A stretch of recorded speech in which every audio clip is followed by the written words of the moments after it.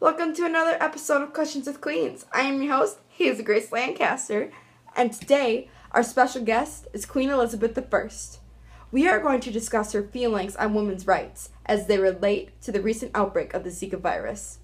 For those of you who don't know much about Queen Elizabeth I, she was very involved in the church and had to fight discrimination against her gender during her reign. We are going to brush up on the laws of abortion in the Americas, along with the minimal use of contraceptives. Other topics include changing laws to stop the effects of the virus, and the Queen's own opinion on the situation. Let us meet the Queen herself now. Hello, Queen Elizabeth I. It is an honor to have you here today. It is a pleasure to be here. How do you feel about the laws on abortion in the area where the Zika virus is most prominent?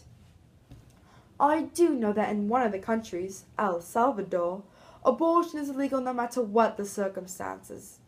Some women do not have a choice whether they become pregnant or not. I feel these laws discriminate against the rights of women who are affected by this disease.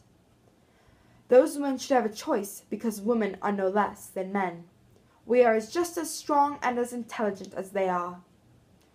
These laws in Central and South America need to be changed in favor of these women.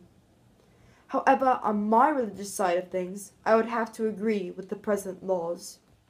Women may not have abortion rights in the region of the Zika virus, but they keep reproducing and may possibly give birth to a baby exhibiting the effects of the Zika virus. Why do you think women are still becoming pregnant and not using contraceptives? Women in this region, like I previously stated, do not have a choice whether they become pregnant or if they do not. I know half of pregnancies in the Americas are unplanned. The two facts do not mix well together. In addition, women may have access to contraceptives but lack the money to purchase the drugs. In conclusion, I believe that women are continuously getting pregnant because they have no other choice and they do not have the money to prevent pregnancy or possible birth defect caused by the Zika virus. Women, like you said, do not have money for contraceptives to avoid giving birth to a baby with the effects of the Zika virus. Why do you think countries are not legalizing abortion to potentially stop the effects of the Zika virus in babies? Many of the countries in Central and South America are Catholic. The governments are mostly run by men. When you have Catholic men governing over a country, it is likely the laws will not change easily. I think these countries are not changing their laws due to the strict rules of abortion in the Catholic faith. The men are sticking to what they believe. However, the laws do not necessarily benefit the people affected by the virus. In those countries, the government's love for their God is greater than their love for their people. I understand where they are coming from, because I am the same way in my faith.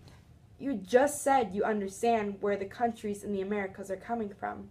Would you legalize abortion in your own country, unlike the countries that are affected by the Zika virus?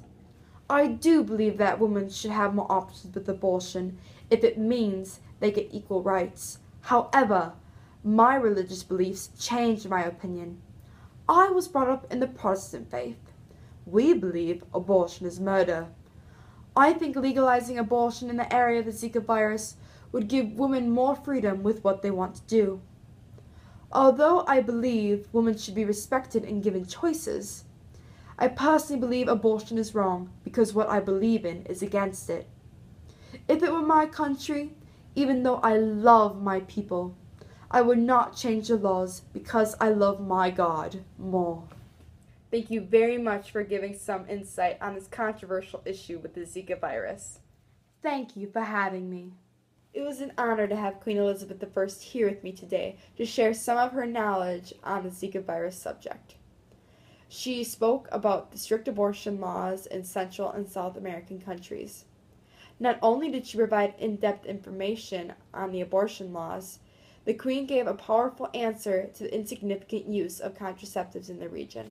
Elizabeth gave her opinion about the governments in the Americas not changing their laws to possibly postpone the effects the Zika virus has on babies.